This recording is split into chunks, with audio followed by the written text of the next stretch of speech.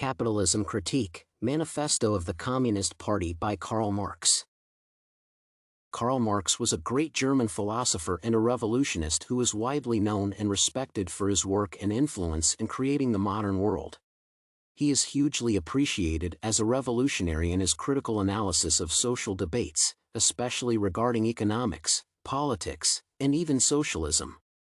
Karl Marx is considered a grand champion of communism. Thus, together with fellow German social scientist Friedrich Engels, he developed the Manifesto of the Communist Party, which was published in 1848. Through the book, Karl Marx tries to justify their call for revolution against capitalism by emphasizing that most of the perils of capitalism can easily be reversed by the Western countries embracing communism. He tries to demonstrate his criticism of liberal capitalism by discussing some elements such as class segregation of people and the wage-labor disparity of the working class. Through the Communist Party's manifesto, Karl Marx suggested some aspects of liberal capitalism that he believed were backward. Moreover, they would be a colossal hindrance to the development of countries and even the welfare of the people living there. One of the critical elements that are addressed is the issue of class. Karl Marx begins by stating that the history of all hitherto existing society is the history of class struggles.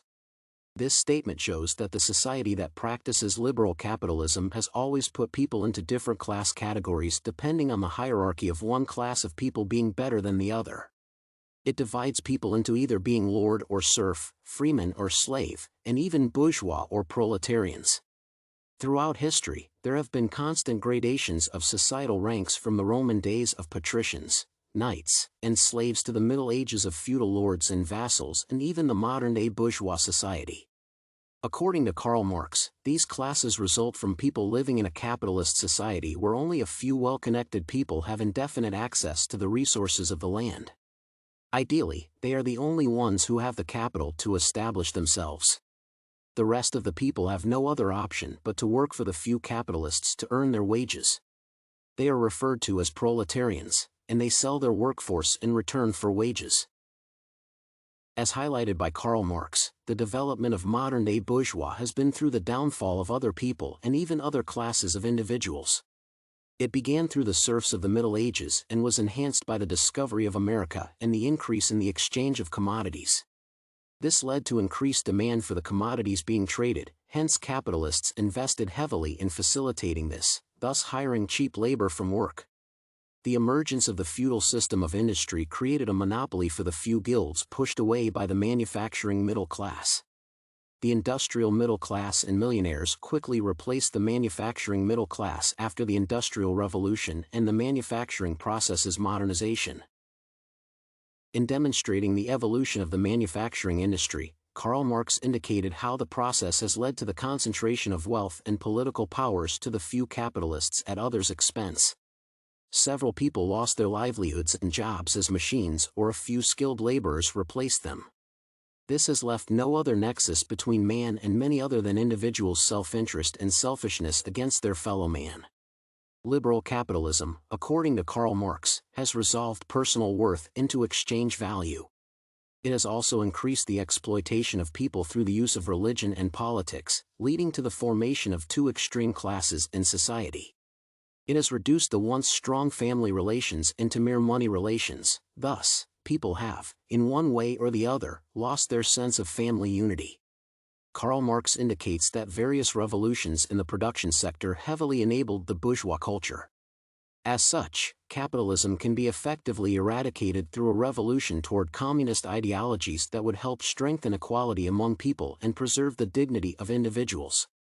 It is possible by eradicating the classification of people into various economic and political groups. This will be critical for the abolition of the old local and national section and the introduction of nations' universal interdependence in both material and intellectual production. Another element that Karl Marx explores in his criticism of liberal capitalism is wage labor. Through his argument, wage labor is considered by capitalists as the minimum wage payable to the laborers for hours worked.